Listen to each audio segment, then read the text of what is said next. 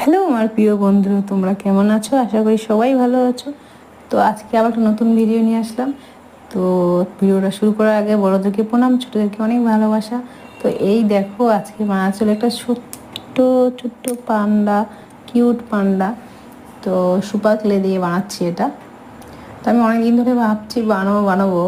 তো প্রথমেই তোমরা ভিডিওটা দেখলে, ওটা আমাদের বাড়ির আমার ছোট্ট ছেলের পান্ডা, ওটা ও খেলার পান্ডা। তো অনেকদিন ধরে বানাবো ইচ্ছা আছে, কিন্তু সময় হয়ে উঠছে না।